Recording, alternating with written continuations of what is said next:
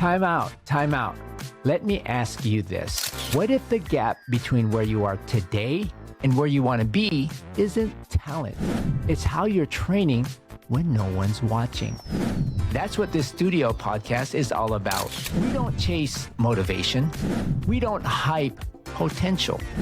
We build identity through habits, standards, and systems. This is where student athletes, parents, coaches, and leaders come to sharpen how they think, prepare, and perform. I'm Coach Randy, and this is the Built Different Studio Podcast.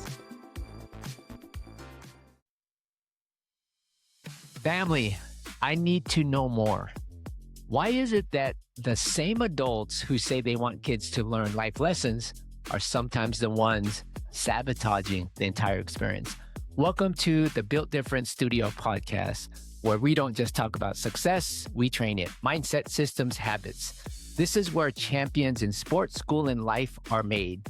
Family, today we've got someone in the studio who's seen sports through every lens, and that's rare. Coach Jeff Dorschner is a certified master athletic administrator in his 13th year as AD, 20th year in education, and he spent 20 years coaching middle school and high school athletics. On top of that, he's a certified official in football, volleyball, basketball, and baseball, and he's officiated multiple state tournaments. But here's what I respect most. Jeff is not just experienced, he's aligned. He's lived the tension points. Parents, coaches, athletes, officials, administration.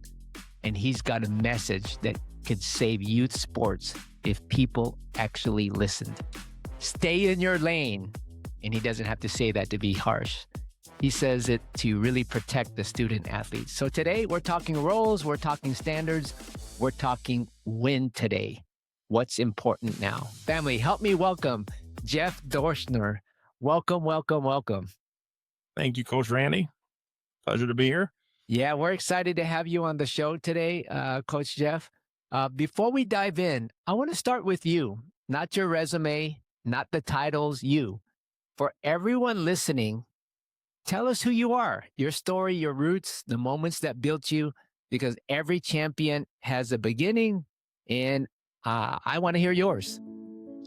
Well, I grew up in a rural community around the Appleton area in Wisconsin, which is near Green Bay. Okay. And I grew up on a family farm. And at a very young age, I realized that farming was certainly not my jam, but it certainly brought a lot of life lessons with hard work and grit and determination. Okay. And the boss of the family farm was my father, and I was his only son. I had 4 older sisters who certainly instilled some toughness into me, as did my father. And the alternative to getting out of doing the family chores was to participate in athletics. Okay. And okay. At least I can give my father credit for allowing me to do that. Yeah. So that was where I got my start. Was I realized the more sports that I played, the more I could avoid doing the chores at home. And so I ended up playing in as many sports I could. And when it was all said and done, in high school, I was the only male student to participate in 3 sports for 4 years. Oh, wow. What are those sports? So I played volleyball, okay, basketball, and baseball.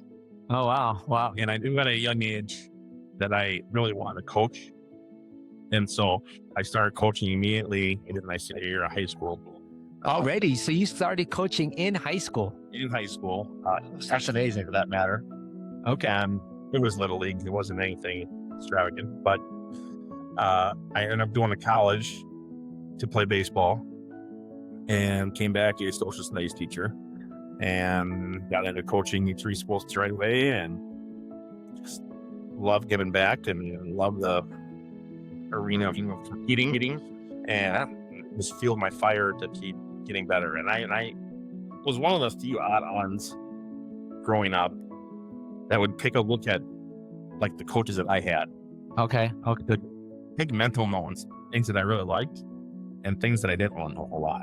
And so then I kind of tried to use that to formulate my own philosophy. And I've been really fortunate to be under some really, really good coaches, played by really good coaches, just dedicated coaches, national award-winning coaches. No coach was a national coach of the year in 1997. My college baseball coach won the same award in 1998, and then he went to the college. So for 8 straight years, I was under some really, really good baseball minds. That's amazing.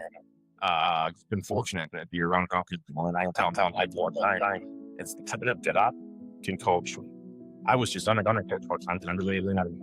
Okay. No, I love that message there. So, Coach Jeff, you've earned the right to lead. So I know you've had multiple certifications. There's CMAA, State 80 of the Year, Coach and Official. What was the defining moment that made you realize your purpose wasn't just to be around sports, but to protect the experience and develop people through it? Well, it's a really good question. I was a guy that, because I have so many hats and did a lot of things, and I lacked the ability to say no. Okay. That's kind of the reason why I have a lot of hats. But I was a day-to-day guy, checklist guy, making sure that we're trying to get our kids the best experiences. And I kind of got lost into that day-to-day grind. Okay. I really didn't spend time reflecting or thinking my purpose. When COVID hit, I think my eyes opened up a little bit I always tell kids that you have a special opportunity to come to high school, and it's a short window, play with your buddies. Sure. And it's like your community and all the things that come with extracurricular activities. But when we lost those seasons, with the COVID, Yeah. that really opened my eye to the kids' mental health. And I worked extra hard when we were doing that stretch to try to give those kids an opportunity. Even though it wasn't realistic, I was entirely was trying to set up something for a baseball club that's having. Got it. Softball for that matter.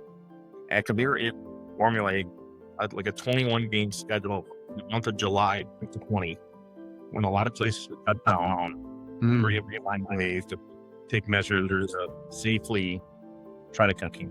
Yeah. And it didn't keep score. We didn't try to stand in, there was all confidence.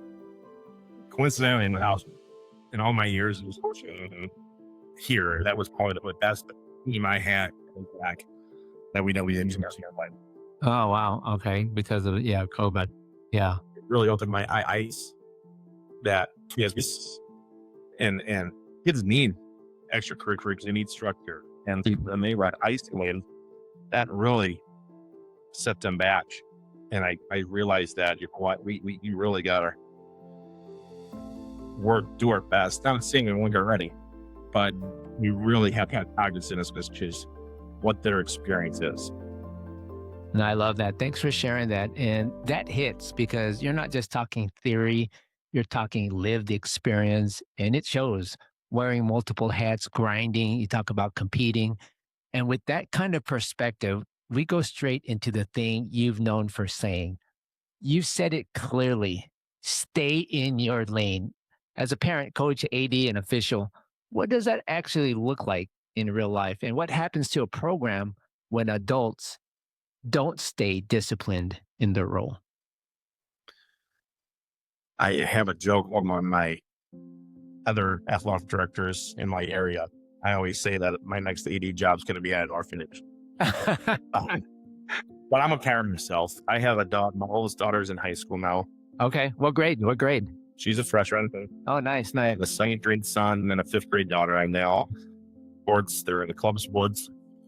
And I do coach many of their youth teams, but my daughter now in high school is under other coaches. And it's important, just because I have this perspective being on the other side of the table, now a parent. And it does take, I will give parents credit, it takes the incredible discipline to stay out of the way of your child's experience. Okay. Let them fail. Let them struggle. And as much as a parent, we love our kids, we want to see them succeed. I think our generation of people went through those struggles, know what that pain feels like, and we try desperately to prevent our kids from experiencing that.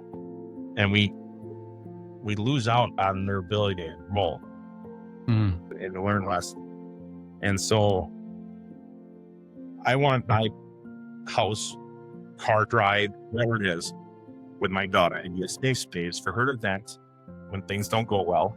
Yeah, that's important. Give her some advice if she asks for it. Just be a sounding board and provide that positivity and some outlook where she's going to get better from this. And she's got a great high school experience up to this point. Her coaches have been great. But kids go through frustrations playing team sports. I mean, that's part of the struggle. That's part of the struggle, yes. Yeah. As parents, we so desperately want to provide this nest for them where they won't get harmed. Yeah. So protective.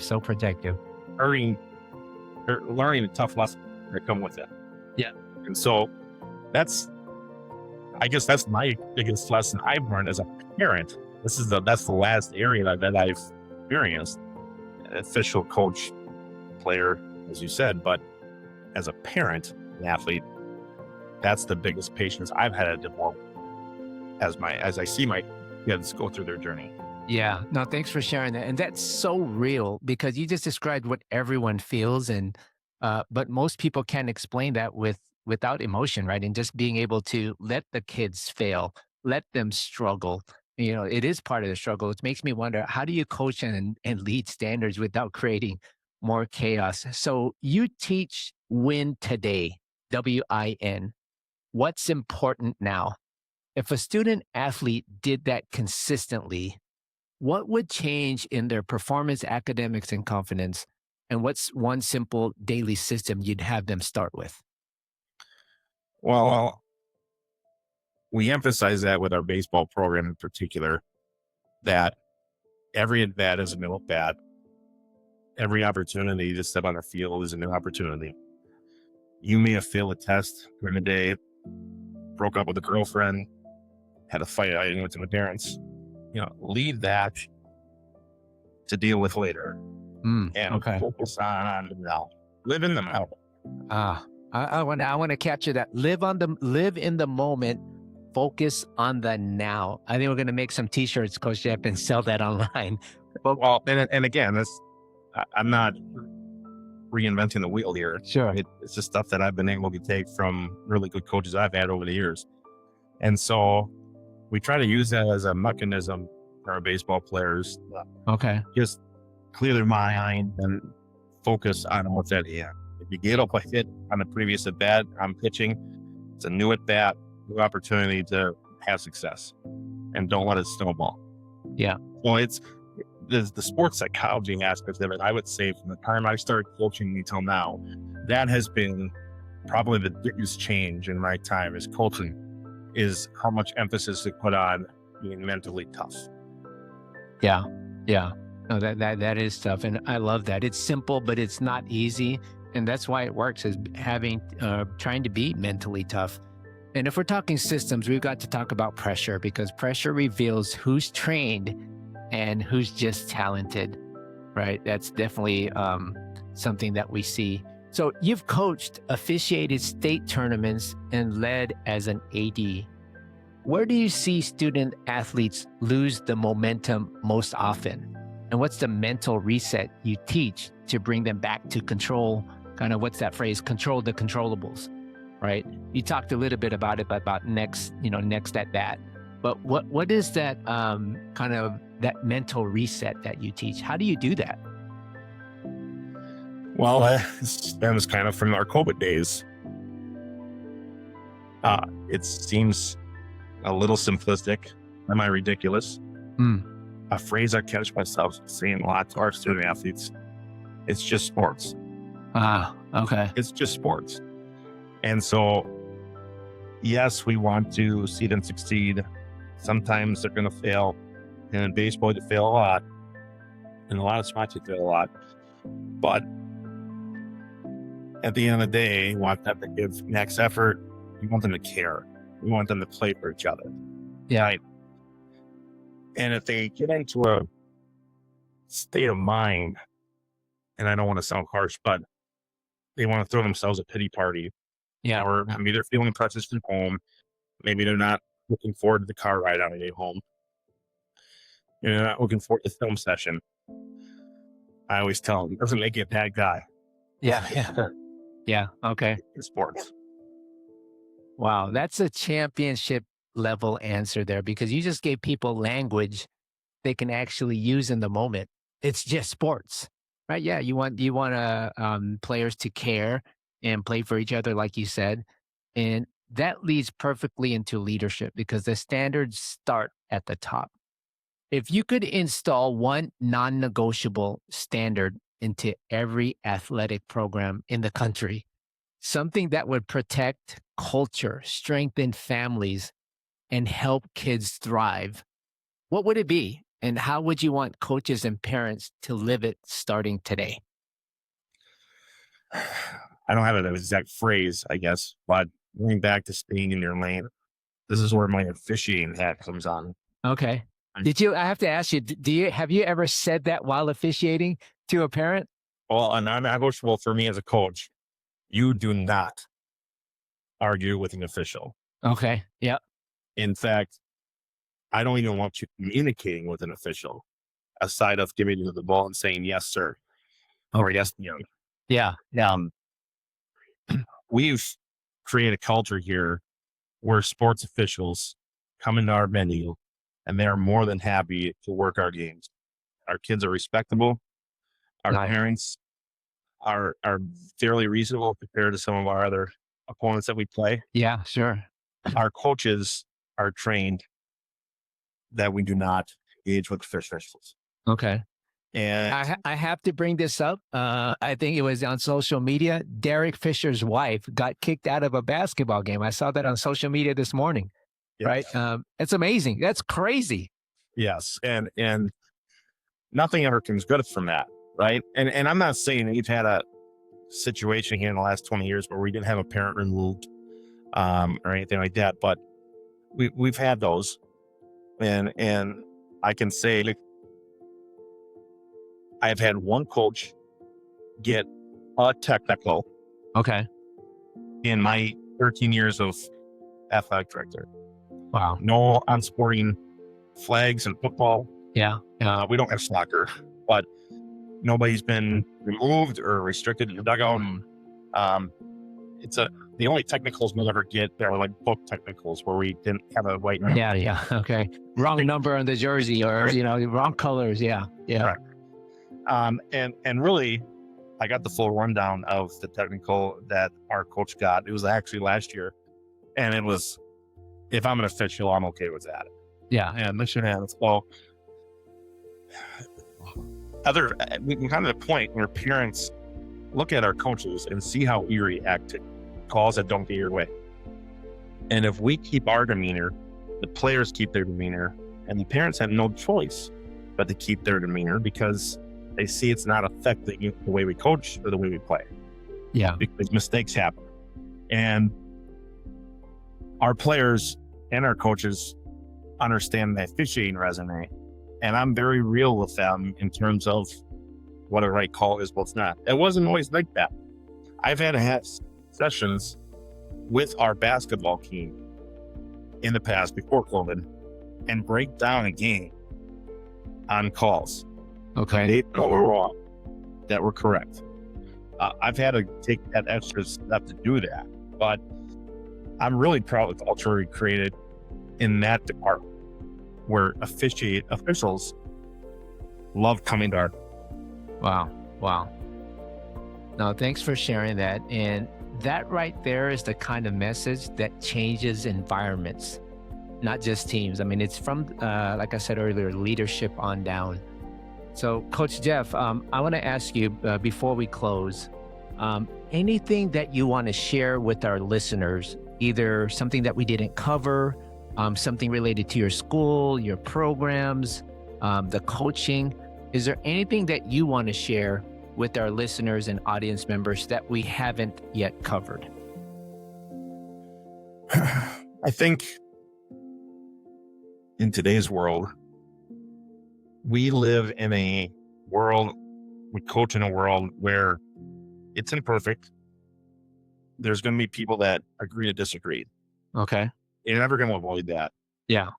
But I think the most important thing that parents, that players, coaches, administration needs to understand, if your school has a chain of command policy, if there's any conflict, you start with player and coach.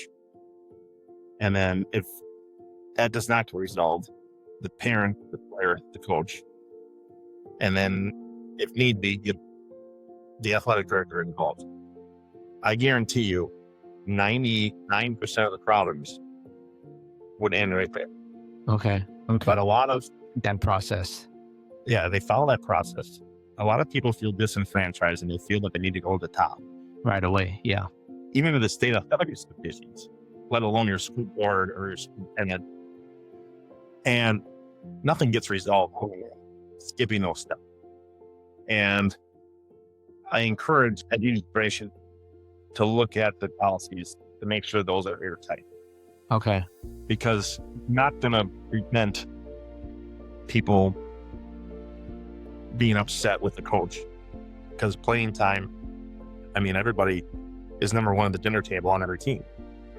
Not everybody can play at one. Now, you can't start 10-1. That's all for it. Yeah. Yeah. We start 5. So you're going to have these conflicts. But if you have open and honest conversation, and you want that conversation, you can't get upset with a coach on being honest back to you. At the end of the day, we're building kids to be successful adults.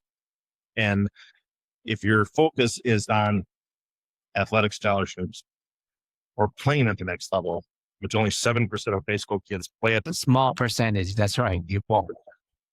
That'll take care of itself. Yeah. Let them enjoy their experience. If you want it more than your child, that's where the problem lies for a coach or a parent. Yeah. Yeah. Now that's amazing. That's amazing. Thanks for sharing that insight. It's definitely valuable information. Jeff, I appreciate you. Your leadership, your calm conviction, and the way you protect education-based athletics. Family, that was a real one. Jeff didn't just give opinions today. He gave standards. And the theme was clear. When adults stay disciplined in their role, student athletes get the experience they deserve. Win today. What's important now? Control the controllables. Compete. Embrace the grind. So if you're an athlete listening, your edge is focus. If you're a parent, your power is your support, not your control.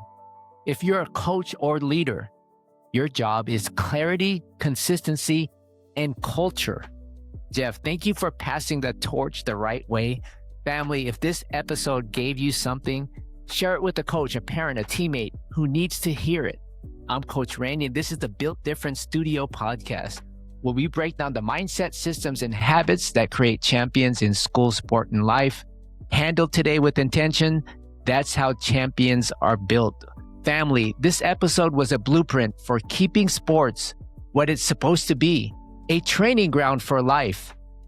And listen, in order to accomplish calmer games, stronger culture, and more confident student athletes, you need exactly clear roles that Coach Jeff mentioned, daily habits, a focus system, and a proven mental framework that students can actually repeat when pressure hits. If you want your student athletes to stop riding emotion and start building consistency, we can help. Get on this show. And if you're a coach, AD, or parent who wants a healthier, higher standard environment, this is the lane. Want to be a guest on the show? We're on Spotify, Apple, and YouTube. Check us out. Fill out the application. Handled today with intention. That's how champions are built. Fight on. Thank you again, Coach Jeff. I appreciate your insight. Thank you so much. Thank you, Coach Randy.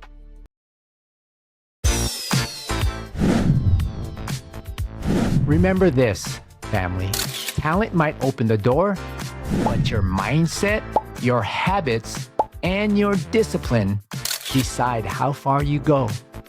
So keep showing up, keep building, and keep choosing the harder road, because that's the one that makes you built different.